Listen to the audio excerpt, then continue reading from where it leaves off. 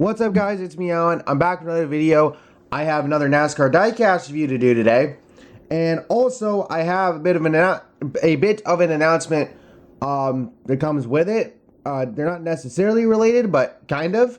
So first of all, we have the Diecast, which is Donny Schatz's 2021 Little Giant Ford for David Gilliland Racing. He ran this at one of the dirt races. It was either Bristol Dirt or Knoxville. I cannot remember which one. I want to say Knoxville? No, Bristol Dirt. No, I think he ran it at Bristol Dirt. I cannot remember off the top of my head. I'll get this out of the box in a moment. But before I do that, I want to announce regarding the code that I have in the description of all my videos. Of course, you have to use code ANJJ for free shipping at Circle B Diecast on orders of now $30 or more instead of $20. I was notified of the change just recently. I believe it's going to be like a short-term thing, or it's hopefully going to be a short-term thing. And then the requirement will go back down to $20.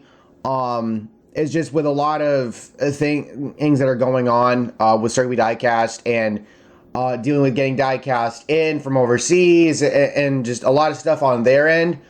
So they're trying to work things out to be able to keep the affiliate program going, which is how the code is, you're able to use the code is, from me, is me being a part of that. And I remain committed to being a part of the affiliate program for as long as possible, as long as Brent from Circle B Diecast can keep it going. So hopefully this will go back down at some point. But for right now, the code now works on orders of $30 or more. I think you can use the code regardless, but it works best if you use it on orders of $30 or more now instead of $20. So I'll be putting that in the description moving forward. With all that being said, let's go ahead. Let's take the diecast out of the box and get on with the review.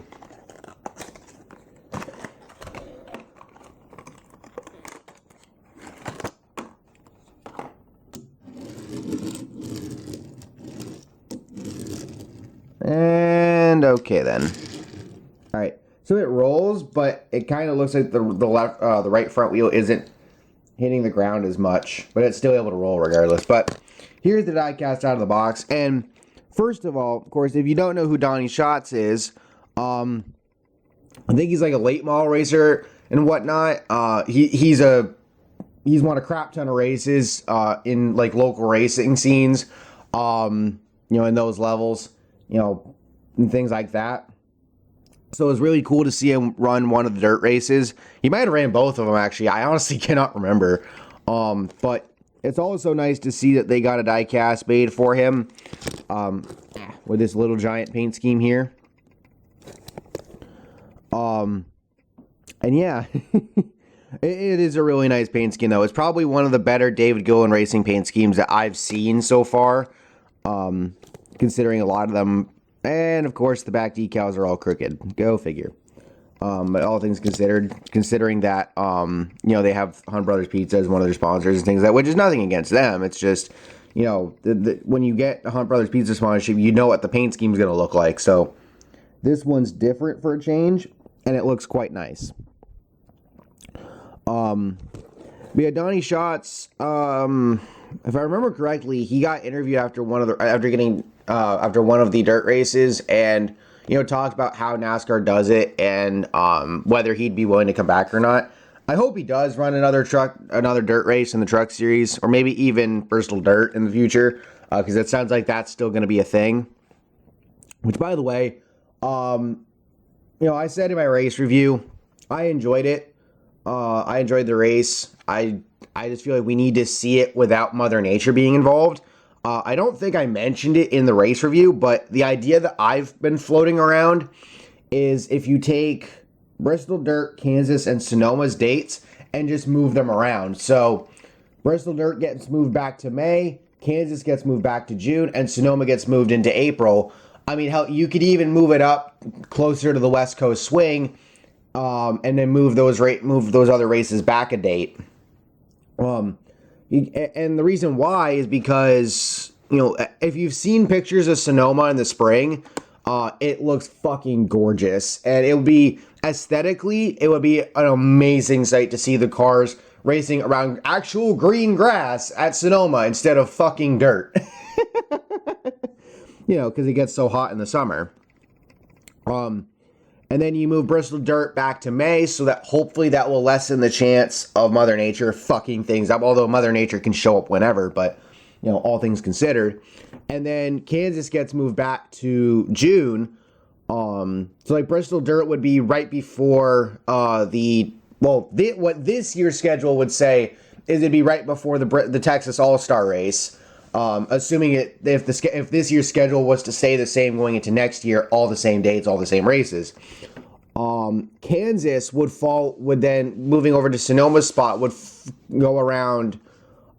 be around Nashville, I believe. I think the week after, or the race after, I should say.